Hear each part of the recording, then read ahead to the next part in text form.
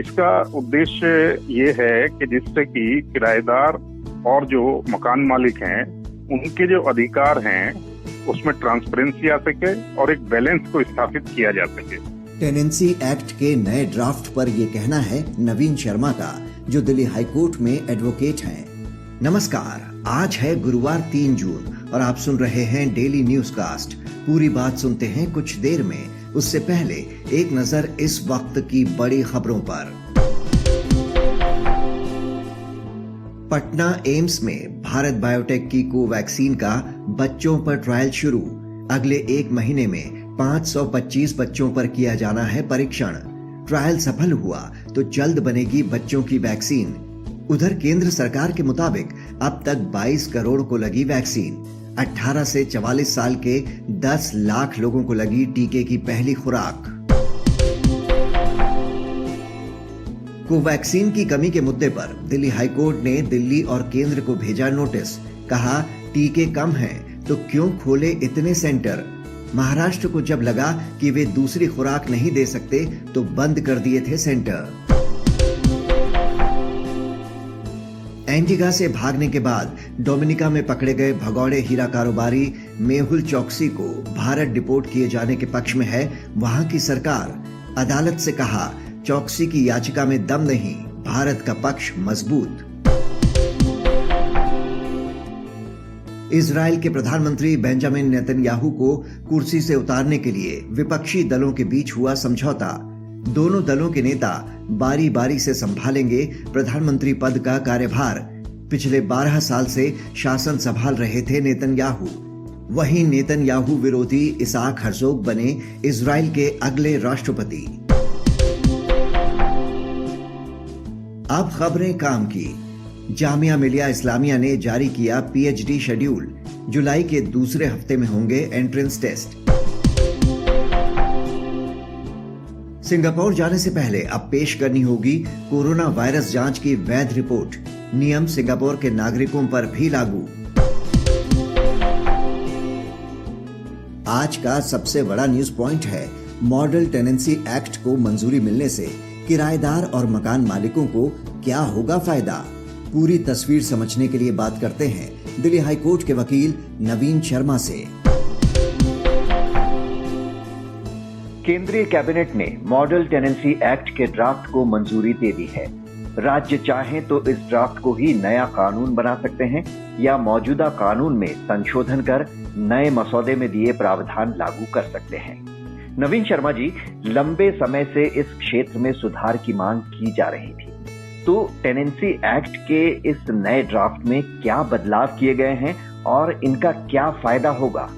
जैसा कि आज केंद्रीय जो कैबिनेट है, सेंट्रल कैबिनेट, उन्होंने मॉडल टेनेंसी एक्ट को अप्रूवल दिया है और उसकी कॉपी, उसका जो ड्राफ्ट है वो जो राज्य सरकार हैं उनको सर्कुलेट किया है ताकि वो उनके यहाँ जो एग्जिस्टिंग रेंट लॉज हैं या तो उसको पूरा अमेंड कर सकें या फिर उसमें ही अपने, जैसे कि उनके प्रिवेलिंग कानून है उसके आधार पर उसको कुछ अमेंडमेंट डाल सकें, या एज इट इज जो एक्ट ड्राफ्ट पास किया है उसको अपने यहाँ लागू कर सकें।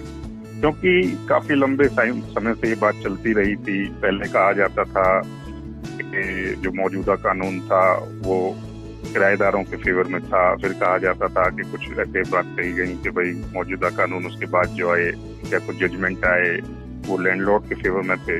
और दूसरा एक ये, इसको इनफॉर्मल मार्केट की बजाय एक फॉर्मल मार्केट बनाने के लिए सेंट्रल गवर्नमेंट ने, और जिसमें ट्रांसपेरेंसी लाने के लिए ये जो मौजूदा ड्राफ्ट बनाया है इसको आज सभी स्टेट गवर्नमेंट को भेजने के लिए एक कार्रवाई की गई है।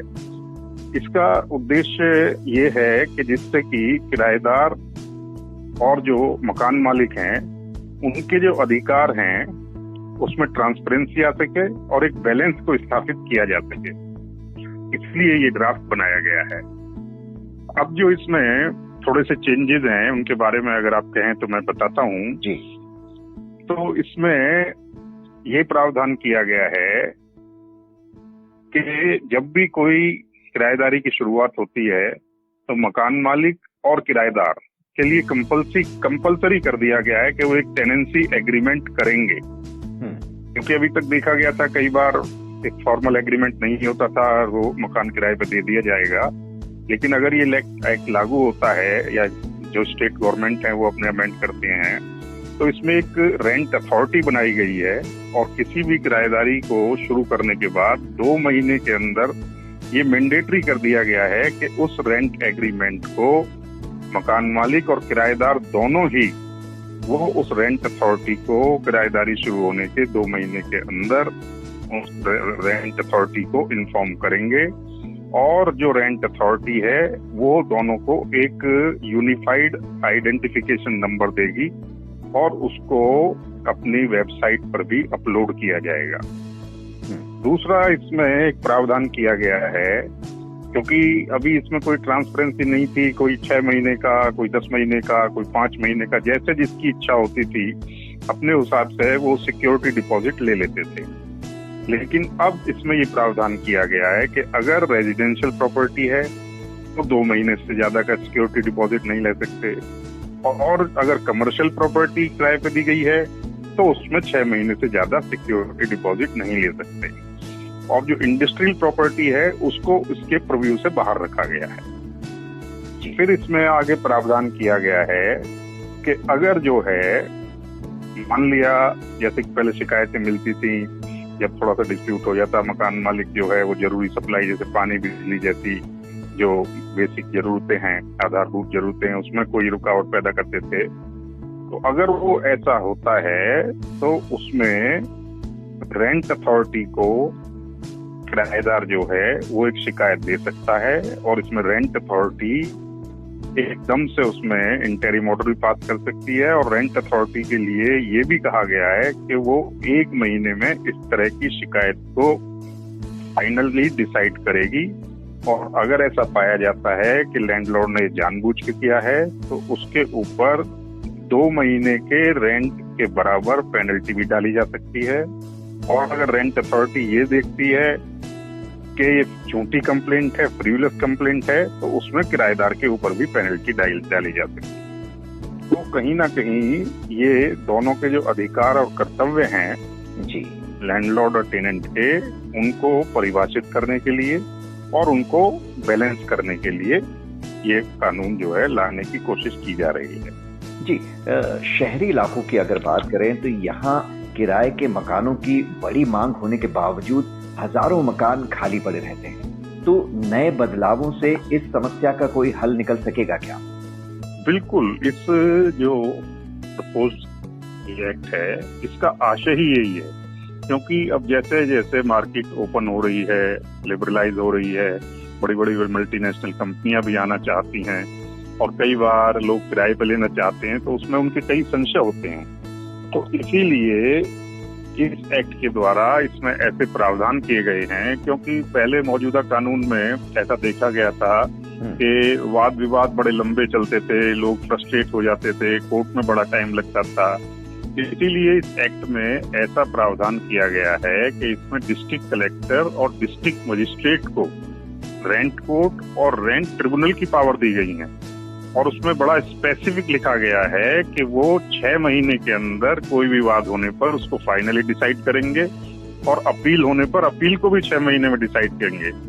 तो जो ये मकान खाली पड़े रहते थे, मकान मालिक भी देने में डरता था या किराएदार भी थोड़ा सा उसके मन में संशय रहता था, कई प्रकार के थोड़ा सा एक डाउट्स रहते थे, तो कहीं ना कहीं इसके जो प्रावधान हैं वो दोनों के ही डाउट्स क्लियर करके, और इस चीज में काफी फर्क पड़ेगा।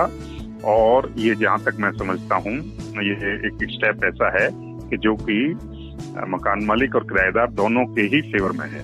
जी, और ये नए ड्राफ्ट में प्राइवेट कंपनियों की हिस्सेदारी और रेंटल हाउसिंग मार्केट के विकास की जो बात कही गई है, जिसमें सभी आय वर्ग के लोगों के लिए किराए के मकान तैयार किए जाएंगे, तो ये क्या निजी कंपनियों के सहयोग से होगा? हाँ, इसमें ऐसा कहा गया है कि ये जो प्राइवेट सेक्टर है वो भी इस एक्ट से, क्योंकि उनको एक बूस्ट मिलेगा कि भाई जब इसमें इतनी ट्रांसपेरेंसी हो गई है तो वो ऐसे कॉम्प्लेक्स या ऐसे हाउसिंग कॉम्प्लेक्स या सोसाइटी वगैरह बनाएंगे, और जब इसमें सहूलियत हो जाएंगी तो उससे दोनों ही लोगों को फायदा होगा, किराएदारों को भी फायदा होगा, मार्केट ओपन होगी, इसमें ट्रांसपेरेंसी आएगी। और अभी तक यही होता था कि भाई हमारे रास्ते में कोई ऐसा रोड़ा ना आ जाए, कोई लीगल वो ना हो जाए फ्लॉ या कहीं, तो कहीं ना कहीं इसमें ये दोनों के संशय को दूर करेगा। जी, नवीन शर्मा जी, हमसे बात करने के लिए आपका शुक्रिया। इस चर्चा के बाद जानिए शेयर बाजार का हाल। लाल निशान में खुले एशियाई बाजार, यूरोपीय बाजारों में दिखी तेजी। अब एक नजर इतिहास में आज के दिन पर। 1901 में ज्ञानपीठ पुरस्कार के प्रथम विजेता महाकवि जी शंकर कुरूप का जन्म। 1915 में ब्रिटिश सरकार ने रविंद्रनाथ टैगोर को दी नाइटहुड की उपाधि। 1924 में तमिलनाडु के 5 बार मुख्यमंत्री रहे एम करुणानिधि का जन्म। बात करते हैं मौसम की। दिल्ली में गुरुवार को हल्की बारिश के आसार। मौसम विभाग ने हिमाचल प्रदेश के कई इलाकों में 3 दिन और बारिश का जारी किया येलो अलर्ट। वहीं असम, मेघालय, ओडिशा, गोवा, तेलंगाना, अरुणाचल प्रदेश, तमिलनाडु और पुडुचेरी में भी हो सकती है भारी बारिश। अब बारी सुविचार की। स्वामी दयानंद सरस्वती ने कहा था, नुकसान की भरपाई के लिए सबसे जरूरी है उस नुकसान से कुछ सबक लेना, तभी आप सही मायने में विजेता बन सकते हैं। तो ये था आज का डेली न्यूज कास्ट, जिसे आप सुन रहे थे अपने साथी अक्षय शुक्ला के साथ। बने रहिए नवभारत गोल्ड पर। धन्यवाद।